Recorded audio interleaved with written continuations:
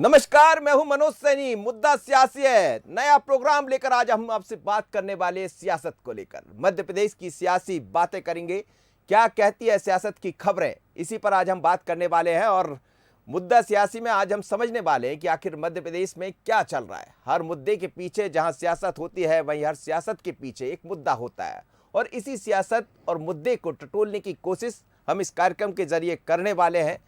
दरअसल मध्य प्रदेश में पंचायत और नगरीय निकाय को लेकर सरगर्मियां तेज हो गई।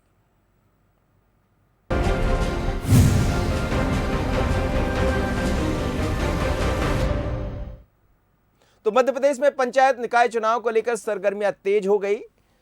2023 विधानसभा चुनाव को देखते हुए प्रदेश के दिग्गज नेता लोकल चुनाव में पूरी ताकत झोंकने में जुट गए। एक और पूर्व सीएम कमलनाथ 15 जून से चुनावी दौरे पर निकलने वाले हैं, तो वहीं Bharatiya Janata party core committee की बैठक शुरू हो गई है, जिसमें पार्षद और महापौर के नाम को लेकर मंथन चल रहा है। लेकिन बैठक में क्या निकलकर सामने आएगा? क्या ये माना जाए जिस तरह से कांग्रेस ने अपने नामों की घोषणा की, क्या बढ़त बना ली है सियासत में? यदि हम इसकी पर बात करेंगे, साथ ही कोर ग्रुप की बैठक में क्या होने वाला है। मेरे साथ 3 मेहमान जुड़ेंगे। मैं आपको परिचय करा दूं, राकेश शर्मा जी हैं, भारतीय जनता पार्टी के नेता। स्वागत है राकेश जी आपका। रवि वर्मा जी है, कांग्रेस के प्रवक्ता, आपका भी बहुत स्वागत है। और तीसरे मेहमान जैसे ही जुड़ेंगे मैं उनसे भी आपका परिचय कराता हूं। सबसे पहले रवि वर्मा जी, जिस तरह से आपने नामों की घोषणा की, 16 जो नगरीय निकाय है, खासकर निगम के महापौर बतौर जो प्रत्याशी आपने बनाए हैं, वो चेहरे तो दिखाई दे रहे हैं। एक जरूर रतलाम को लेकर सियासी कुछ पैच फंसता हुआ नजर आ रहा है। ये कहा जा रहा है कि तीसरे सर्वे के बाद नाम सामने आएगा। और 15 तारीख से कमलनाथ दौरे पर भी निकल रहा है, संजय शुक्ला का नामांकन दाखिल कराने वाले हैं। क्या कांग्रेस ने यह तय कर लिया है कि सबसे पहले हम ही चलते रहें? जी मनोज जी, कांग्रेस पार्टी ने निकाय चुनाव को लेकर महापौर प्रत्याशियों की जो सूची जारी कर दी है। निकाय चुनाव को लेकर आज नामांकन का पहला दिन है। अपने आप को कैडर बेस पार्टी बताने वाली भारतीय जनता पार्टी और चोरी के रास्ते से सरकार बनाने वाली जो दल है, आज वो अपने हारने वाले प्रत्याशियों का नाम तक सूची आज तक नहीं दे पाई है। ये खैर उनका निजी मामला है, लेकिन कमलनाथ जी के नेतृत्व में प्रत्याशियों की घोषणा हो चुकी है। आगामी प्रोग्राम पूरा सेट हो चुका है। विजय श्री के लिए कांग्रेस इस संकल्प के साथ आगे बढ़ चुकी है, क्योंकि हमारा उद्देश्य एकमात्र है कि निकाय चुनाव के माध्यम से हम नगर जो सरकार है उसको लेकर आना चाहते हैं। जो हमारे विकास के जो पैमाने थे, हमारी सरकार गिरने से जो अधूरे रह गए थे, उन संकल्प को हम निकाय चुनाव के माध्यम से जीत के साथ जनता के जो विकास के जो काम थे, अधूरे थे, उन्हें पूरा करने का काम करेंगे। नहीं, लेकिन ये जो आप बात कर रहे हैं कि 15 तारीख को कमलनाथ जा रहे हैं संजय शुक्ला जी का फॉर्म भरवाने, तो क्या सभी का फॉर्म भरवाने जाएंगे? ये पहली शुरुआत है या एक के बाद फिर? ये शुरुआत इसे मान सकते हैं, लेकिन आगामी जो भी आप शेड्यूल होंगे, प्रोग्राम होंगे अध्यक्ष जी के, वे आपको अवगत उनके माध्यम से होते रहेंगे, उनके विभाग के माध्यम से। लेकिन कांग्रेस पार्टी संकल्प के साथ आगे बढ़ चुकी है कि जो विकास का जो कहीं पहिया था मध्य प्रदेश में, जो रुक गया था, हम नगर सरकार के माध्यम से उस विकास को गति देंगे इस प्रदेश में। राकेश जी, वो जीत के लिए संकल्प की तरफ आगे बढ़ चले हैं और आप बूथ के जरिए संकल्प के साथ आगे बढ़ रहे हैं। सवाल यही है कि कहाँ देरी हो रही है?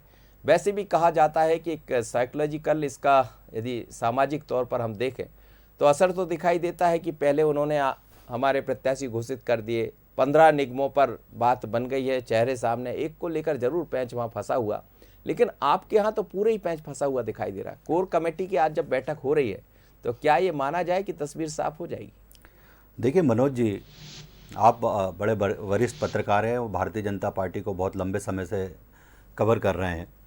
आपको पता है कि भारतीय जनता पार्टी में प्रत्याशी चयन की एक प्रक्रिया होती है और उसके लिए विभिन्न स्तर पर समितियों का गठन किया जाता है। आपने देखा कि हमारी संभागीय समितियां बन गई थी, जिले की समितियां बन गई थी, फिर उनकी बैठक हुई, उसमें विचार विमर्श किया गया। आज आप देखेंगे कि मध्य प्रदेश की कोर कमेटी की बैठक है, जिसमें मध्य प्रदेश के सभी नेता मिलजुल कर बैठकर नाम तय करेंगे और जल्दी आपके सामने नाम आ जाएंगे। मनोज जी, इससे पहले मैंने लोकसभा चुनाव भी देखा। भोपाल शहर की बात करेंगे अपन, पूरे मध्य प्रदेश के सांसद भोपाल की बात करते हैं कि कांग्रेस ने दिग्विजय सिंह जी को अपना उम्मीदवार बनाया था और उस समय भी मैं आपके चैनल पे बैठा था, कई चैनलों पे बैठा था, तो यही कहा था कि बहुत आगे बढ़ गई है कांग्रेस, भाजपा क्या प्रत्याशी नहीं है, क्या भाजपा प्रत्याशी क्यों घोषित नहीं कर रही। और भारतीय जनता पार्टी के जो उम्मीदवार था उसने 3.5 लाख वोटों से दिग्विजय सिंह जी को चुनाव हराया। पिछली बार 16 में से 16 नगर निगम भारतीय जनता पार्टी के पास थे। मैं तो एक कांग्रेस के विद्वान साथी से और कांग्रेस पार्टी से ये पूछना चाहता हूं कि अभी कुछ दिन पहले एक नोटंकी हुई थी जयपुर में, जिसको कांग्रेस ने चिंतन शिविर और चिंतन बैठक का नाम दिया था। उसमें यह तय किया गया था कि नए लोगों को मौका दिया जाएगा, परिवारवाद को आगे नहीं बढ़ाया जाएगा। आज मुझे बताइए कि ग्वालियर का जो विधायक है उसकी पत्नी कहाँ, किस उसमें से आती है? क्या वो परिवारवाद की पोषक नहीं है क्या? ऐसे कई विधायकों को ये भी तो याद करना पड़ेगा ना राकेश जी। कमलनाथ जी ने ये भी कहा था कि हमारा एक ही उद्देश्य है। उसके 2 दिन बाद ही उन्होंने ये भी स्पष्ट कर दिया था कि एक ही उद्देश्य है। अब वहाँ क्या हुआ जयपुर के चिंतन और मंथन में, लेकिन कमलनाथ ने जो मंथन निकाला, मंथन से जो अमृत निकल कर आया वो लेकर पहुंचे यहाँ। तो उन्होंने ये कहा कि हमारा उद्देश्य सिर्फ एक ही है, जो विनिंग कैंडिडेट होगा, विधायक की जरूरत पड़ेगी विधायक को टिकट दे देंगे, जरूरत पड़ेगी सांसद की, यदि एक ही सांसद है उनके यहाँ तो उसको भी टिकट दे देंगे। हालांकि वहाँ संभव नहीं था क्योंकि वो आदिवासी सीट है छिंदवाड़ा से, और उन्होंने वही किया, 4 विधायकों को टिकट दे दिए। तो वो मंथन का अमृत वो लेकर आए थे, उसी को फैला रहे। देखिए मनोज जी, मुझे तो आश्चर्य होता है कि कांग्रेस का राष्ट्रीय नेतृत्व कहता है हम परिवारवाद को बढ़ावा नहीं देंगे सिर्फ एक गांधी परिवार को छोड़कर। तो हो सकता है कि ग्वालियर का जो विधायक है वो भी गांधी परिवार में ही सम्मिलित हो गया हो, क्योंकि यहाँ तो उपाधियाँ दे दी जाती हैं कांग्रेस में, कबीले संस्कृति है ना। और दूसरी बात, आज मैं भारतीय जनता पार्टी की बात कर रहा हूँ कि भारतीय जनता पार्टी के कोर ग्रुप की बैठक हो रही है। कांग्रेस पार्टी में माँ बेटा दिल्ली में पार्टी चलाते हैं, मध्य प्रदेश में कमलनाथ दिग्विजय सिंह पार्टी चलाते हैं। कांग्रेस का प्रवक्ता जब भी बात करेगा तो कमलनाथ की बात करेगा, कांग्रेस की बात नहीं करेगा। मुझे इस बात का जवाब क्यों नहीं देते कि नए लोग जो कांग्रेस पार्टी में उनको मौका कम मिलेगा। और दूसरी बात, ये जो बोल वचन कांग्रेस के होते हैं, जो दिखाने के दांत अलग और खाने के दांत अलग हाथी के, वो स्थिति जनता बहुत अच्छी तरह से समझ रही। मैं आपके चैनल के माध्यम से वादा करता हूं, और फिर आप जब परिणाम आए मुझे बुलाना। 16 में से 16 नगर निगम भारतीय जनता पार्टी जीतेगी। अभी 28 स्थानों पर चुनाव हुए, हम जीते। 5 स्थानों पर चुनाव हुए, हम जीते। 5 राज्यों में चुनाव हुए, 4 राज्यों में हम जीते। कांग्रेस कहाँ है? कहाँ है कांग्रेस? सिर्फ ट्विटर पे, अखबारों में, चैनल पे, जमीन पे कांग्रेस कहीं नहीं रहती। कमलनाथ जी के ही शब्द थे, मैंने अपने कानों से सुने कि मैं नगर निगम नगर पालिका चुनाव में ज्यादा प्रचार करने नहीं जाऊंगा। तो भैया ज्यादा प्रचार करने कौन जाएगा? सबसे बड़ी बात यह है, तो जिला अध्यक्ष बैठक छोड़ के चिल्ला रहे हैं हमसे नहीं पूछा गया, विधायक बैठक छोड़ के कह रहे हैं कि हमसे नहीं पूछा गया। तो ये सर्वे किससे किया गया और कौन सर्वे कर रहा है? क्योंकि कांग्रेस पार्टी में जो कमलनाथ कहे वही सही, ना खाता और ना बही। ठीक है, रवि बताइए। मनोज जी, मैं तमाम तरह के बातें सुन रहा था राकेश भाई की। भोपाल से ही प्रारंभ करते हैं कि चयन समिति जो संभाग भार बनाई गई है, उस संभाग भार समिति से ही जो भोपाल की स्थानीय सांसद हैं प्रज्ञा सिंह जी, उनका नाम सूची में कहीं नदारत नहीं है। लगातार विरोध के स्वर उठ रहे हैं, नुपुर जी के समर्थन में उठ रहे हैं। जब तमाम तरफ की अरब कंट्रियों से उनकी भर्त्सना होती है तब इस तरह की चीजें सामने आ रही हैं। खैर ये विषय अलग है, मैं उस पर चर्चा बाद में करूंगा, लेकिन निकाय की चर्चा हो रही है। तो राकेश जी, सांसद जी कहाँ हैं? ये गुटबाजी, सिंधिया गुट और बीडी शर्मा जी का गुट, ये गुट है, ये कबीले तो इनके हैं जो लूट का क्षेत्र तय नहीं कर पा रहे हैं प्रत्याशियों के माध्यम से कि लूट के क्षेत्र कहां तय करना है, जिस वजह से आज तक ये प्रत्याशी तय नहीं कर पाए। माननीय कमलनाथ जी के नेतृत्व में पूरी कांग्रेस एकजुट है। और हमने जो ये परिवारवाद की बातें कर रहे हैं, कैलाश सारंग जी के पुत्र विश्वास सारंग जी किस घर परिवार से आते हैं, दीपक जोशी जी किस परिवार से आते हैं। आखिर राकेश जी, मध्य प्रदेश की जनता को, इस देश की जनता को आप परिवारवाद के नाम से कब तक गुमराह करिए, कब तक करेंगे? प्रदेश की जनता सब देख रही है। छोड़िए इन सब बातों को, मध्य प्रदेश के विकास की बात के साथ, संकल्प के साथ आगे आइए, क्योंकि आपने इस मध्य प्रदेश को लगातार 18 वर्ष केवल लूटा है। अगर आप भी स्वच्छ और साफ नियत है तो जनता के साथ एक अच्छा साफ एजेंडा प्रस्तुत करिए। केवल इधर उधर की बातें करके बगले मत झांकिए, क्योंकि कमलनाथ जी के नेतृत्व में जो हम लेकर आए हैं मॉडल इस नगर निगम के चुनाव को लेकर, देखेंगे आप कि जनता जो है इंतजार कर रही है। भारतीय जनता पार्टी का सुपड़ा साफ होगा इस मध्य प्रदेश से। चलिए ठीक है, भारतीय जनता पार्टी का सुपड़ा साफ होगा, क्या होगा ये तो चुनाव के बाद स्पष्ट होगा। लेकिन राकेश जी, हमने ये देखा है, भारतीय जनता पार्टी को लगातार कवर भी करते रहे हैं, दोनों ही दलों को देखा है। पर जिस लाइन पर आपकी पार्टी बढ़ती हुई दिखाई देती थी उसी लाइन पर कांग्रेस बढ़ रही। आप देखिए कोई आवाज नहीं निकली इस बार, वैसी कोई अब एक दो चार इस्तीफे चलते रहते हैं, नहीं तो कांग्रेस में तो जगह जगह दिखाई ये देता। लोकतंत्र है, सबको अपनी बात कहने का बिल्कुल हक अधिकार है। ये आरएसएस और नागपुर से फैसले तय नहीं होते हैं कि वहां से जो तय हो गया थोप दिया। रवि, हम तो आपकी बात कर रहे हैं, हम वही तो कह रहे हैं राकेश जी, मैं वही उसी बात को आगे बढ़ा रहा हूँ जो राकेश जी का कल्चर है जो होता है। देखिए मनोज जी, बढ़त ले ली राकेश जी, स्वीकार कर लिया। बढ़त ले रही, बढ़त क्या होती है? वो दिग्विजय सिंह ने भी बढ़त ली थी, हाँ, फिर जनता ने जवाब दिया। ये इस तरह की बढ़त कांग्रेस को मुबारक हो। मैं एक और बात कहना चाहता हूँ जी मनोज जी, कल मध्य प्रदेश के हर बूथ पर भारतीय जनता पार्टी का बड़े से बड़ा नेता खड़ा हुआ था। माननीय शिवराज सिंह चौहान 2 घंटे तक धूप में, कड़ी धूप में जनता के बीच रहे, वहाँ लोगों के साथ मिले जुले, उनसे बातचीत की। भारतीय जनता पार्टी की केंद्र की सरकार, जो प्रदेश की सरकार काम कर रही है, उसके बारे में बात करी। भारतीय जनता पार्टी की रीति नीति के बारे में बात करी। ऐसे ही माननीय वीडी शर्मा जी हो, माननीय हितानंद शर्मा जी हो, हमारे पूरे मंत्री हो, हमारे केंद्रीय नेताओं, सब के सब जमीन पर उतरे हुए थे, वो बूथों पे थे। मेरा एक कहना, कुछ दिन पहले कांग्रेस ने प्रदर्शन किया था, कमलनाथ के बंगले पे शुरू हुआ था और कमलनाथ के बंगले पे खत्म हो गया था। जो एसी कमरे से बाहर नहीं निकल पाते कांग्रेस के नेता, वो हमसे बात करते हैं। ट्विटर अगर बंद हो जाए तो ये दिखना बंद हो जाएंगे, अगर न्यूज़ चैनल चलना बंद हो जाए तो ये गायब हो जाएंगे। ऐसे नेता आज हमको चैलेंज कर रहे हैं।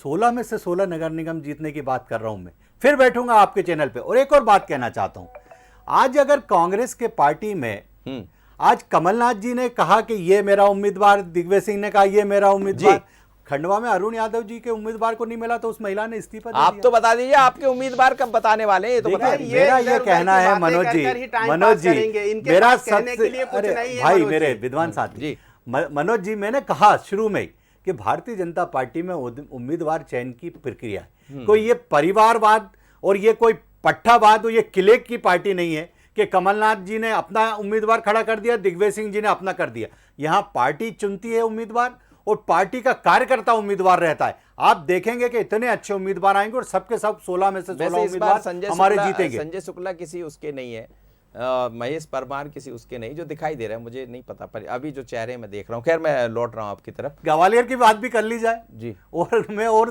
जबलपुर की बात कर ली जाए, और मैं देखिए मुझे पूरी सूची याद है। कांग्रेस के प्रवक्ता को कांग्रेस की सूची याद नहीं होगी और किस ने टिकट दिया वो भी याद नहीं होगा। मैं एक एक नाम सहित बता सकता हूँ। चलिए सर, मेरे साथ वरिष्ठ पत्रकार जुड़ रहे हैं, राजीव सोनी जी, उनसे बात कर लेता हूँ, मैं समझता हूँ इन चीजों को। राजीव जी, मेरी आवाज सुन पा रहे हैं आप? हाँ मनोज जी, आपकी आवाज आ रही है। मैं मुद्दा यही है आज का हमारा मुद्दा, सियासी में हम चर्चा इस बात को लेकर कर रहे हैं, क्या जो सामाजिक तौर पर साइकोलॉजिकल यदि हम देखें तो क्या कांग्रेस ने बढ़त ले ली अपने प्रत्याशी तय करके? क्योंकि भारतीय जनता पार्टी की आज कोर कमेटी की बैठक हो रही है और हमें नहीं लगता है कि इससे कोई जो बार बार चिंतन मंथन चलेगा, आज कोई अमृत निकल कर बाहर आ जाएगा, थोड़ा इंतजार करना पड़ेगा। लेकिन क्या कांग्रेस भी बीजेपी की राह पर आगे बढ़ गई? जो चीजें बीजेपी को करना चाहिए वो कांग्रेस करने लगी?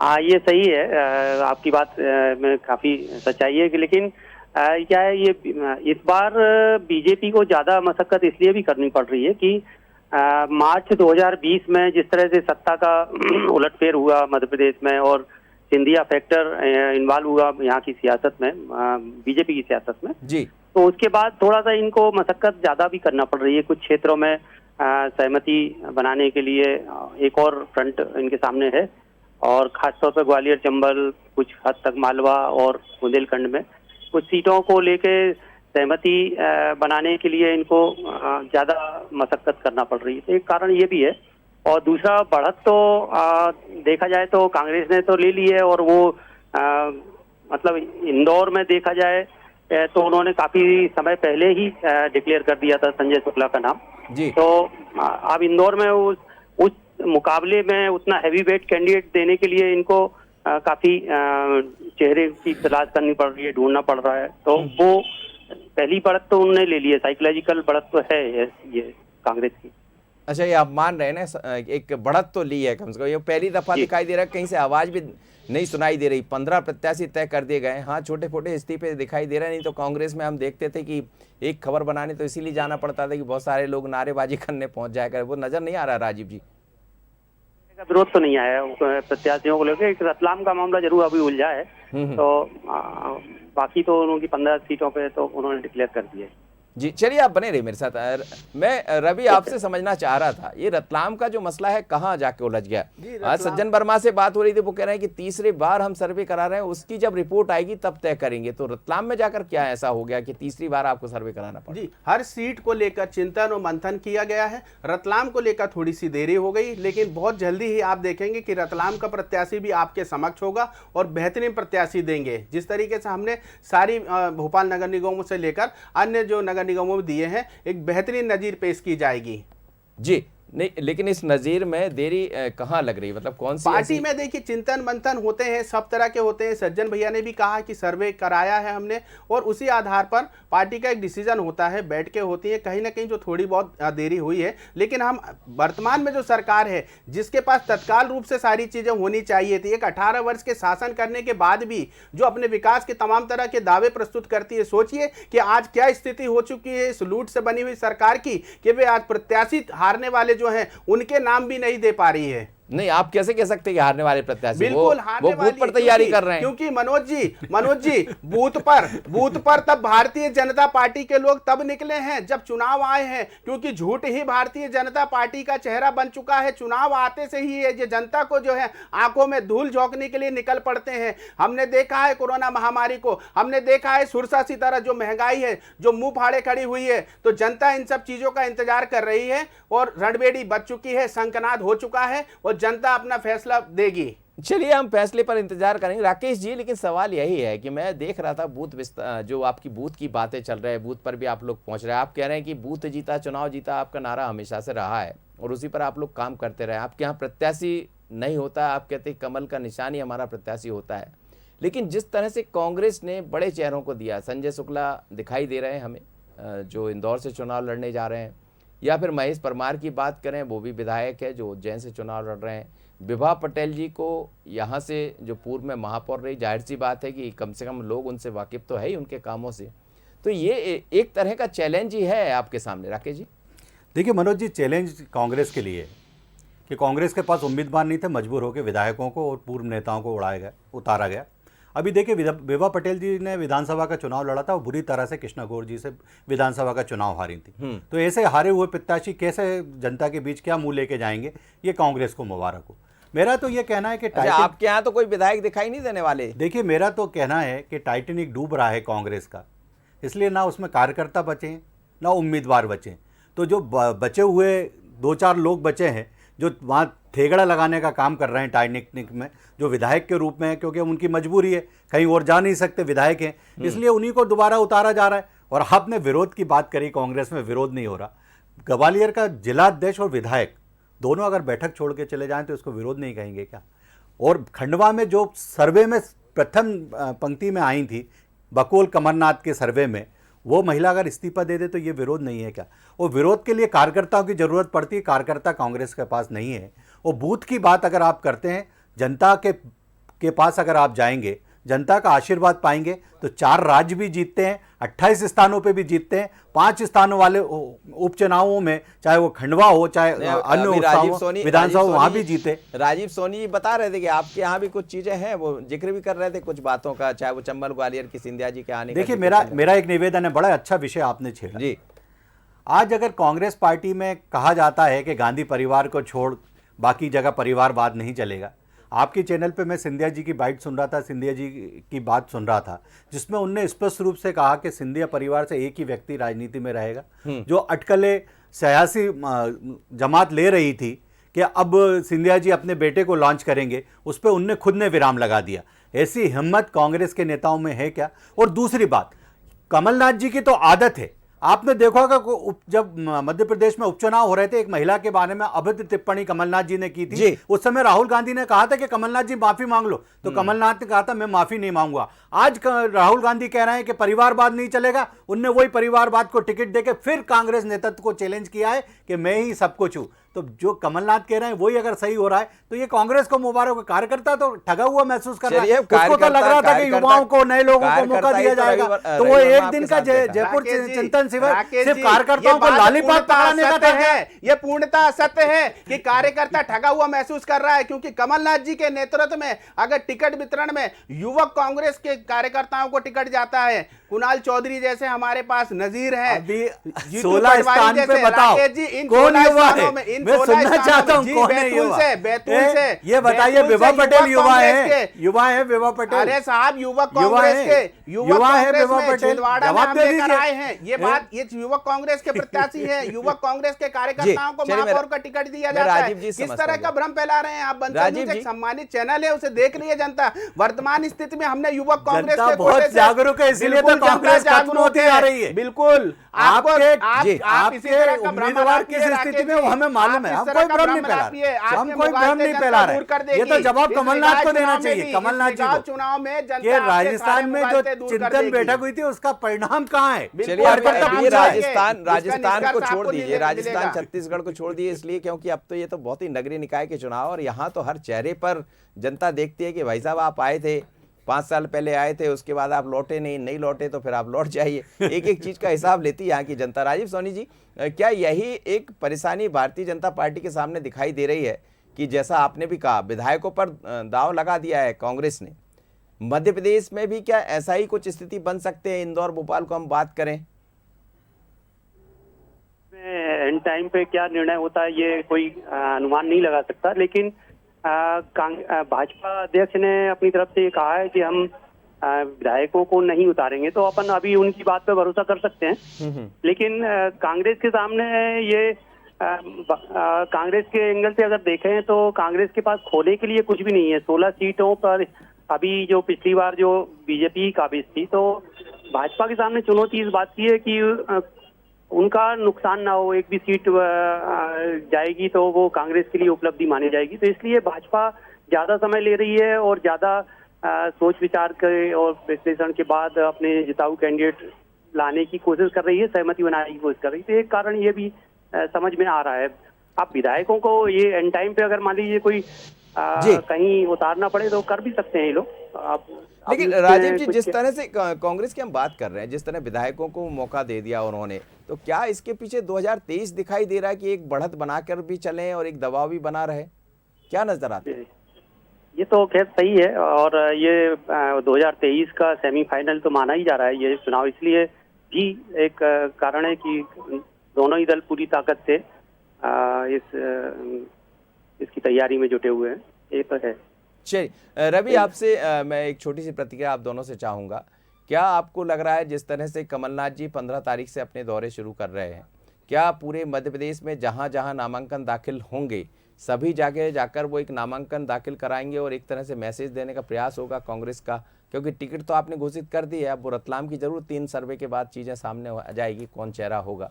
जी, संजय शुक्ला जी के बाद आगामी जो प्रोग्राम होंगे निगम चुनाव में प्रत्याशियों के पक्ष में, उनके समर्थन में जो भी प्रोग्राम होंगे उन प्रोग्रामों की सूचना, क्योंकि ये साफ है कि मुख्यमंत्री तो सभी जगह जाने वाले। जी, मुख्यमंत्री जी को जाना पड़ेगा, इसलिए जाना पड़ेगा क्योंकि जो झूठ जो बोया है भारतीय जनता पार्टी के लोगों ने, तो उन्हें धूल झोंक के ही काम चलाना है। लेकिन हमारा जो तो आप बताने चले जाइए, आपको किसने रोका? नहीं, हमारे प्रत्याशियों के फेवर में हमारा संगठन लगा हुआ, पर्यवेक्षक नियुक्त किए गए हैं, प्रभारी नियुक्त किए गए हैं। कमलनाथ जी का भी जो आगे प्रोग्राम होगा वो सब आपके समक्ष प्रस्तुत होगा, लेकिन हम इस तरीके से झूठ और असत्य के बल पर नहीं जाएंगे। चलिए राकेश जी, झूठ असत्य लेकर वो नहीं जाने वाले हैं। आपके प्रत्याशी मुझे लग रहा है 2-3 दिन और इंतजार करना पड़ेगा, जो जानकारी हमारे पास भी है, लेकिन कितनी जानकारी रहेगी, पर इतना ज़रूर है कि कमलनाथ निकल रहे हैं और वो आपको टेंशन देने वाले। देखिए मनोज जी, सबसे पहले तो 15 माह की मध्य प्रदेश में सरकार थी कमलनाथ जी की। ऐसा क्या पाप कमलनाथ जी की सरकार ने बोया था कि मध्य प्रदेश में 28 स्थानों पर चुनाव होते हैं और कांग्रेस हार जाती है? तो कौन झूठ बोलता है कि 4,000 रुपये बेरोजगारी भत्ता हर युवा को देंगे, 51,000 कन्या विवाह में देंगे, ढोर चराने की, बैंड बजाना बाजे की नौकरी देंगे। देखिए, चिल्लाने से कुछ नहीं होगा, ये जनता को याद है। आप झूठ बोल रहे हैं, आप भ्रम फैला रहे हैं ना। ये संकल्प थे हमारे, क्यों चली गई थी सरकार? वचनों को हम पूरा करना चाहते थे, चोरी के रास्ते से सरकार बनाई। आज मध्य प्रदेश के राजस्थान में पूरा कर दीजिए, सपनों को भ्रम तो किसी को होना भी नहीं चाहिए, क्योंकि भ्रम में ना जनता रहने वाली है और ना लोग। देखिए, ये इतना बौखलाते हैं और चिल्लाते हैं, इससे ये सिद्ध हो जाता है कि हम सच्चे, ये झूठ बोल रहे हैं। सच है ना कि आपने चोरी के रास्ते से सरकार बनाई है। धन्यवाद राकेश जी, आपका, रवि जी और राजीव सोनी जी, आप तीनों मेहमान मेरे साथ जुड़े। मुद्दा सियासी है, हम समझने का प्रयास कर रहे थे कि मुद्दे के जरिए सियासत के पीछे सियासी खबरें कौन सी है, आखिर ऐसी कौन सी वजह है जो भारतीय जनता पार्टी को अपने प्रत्याशी तय करने में थोड़ी देरी हो रही है, और क्या वजह रही जो कांग्रेस ने अपने प्रत्याशियों को पहले घोषित कर दिया? या कांग्रेस एक बढ़त लेना चाहती है, या भारतीय जनता पार्टी भी एक अलग रणनीति के साथ आगे बढ़ने वाली? कोर कमेटी में साफ हो जाएगा आखिर कौन सी चेहरे होंगे, लेकिन अभी और इंतजार करना पड़ेगा, क्योंकि सियासत के पीछे की खबर तो यही है कि थोड़ा सा और इंतजार करिए, जब भारतीय जनता पार्टी के चेहरे दिखाई देंगे। आज कोर कमेटी की बैठक होने जा रही है, उसके बाद फिर 2 दिन और मंथन चलेगा, फिर कहीं चेहरे दिखाई देंगे। तो मुद्दा सियासी है। इतना ही, मुझे दीजिए इजाजत, बने रहिए बंसल न्यूज़ पर। नमस्कार।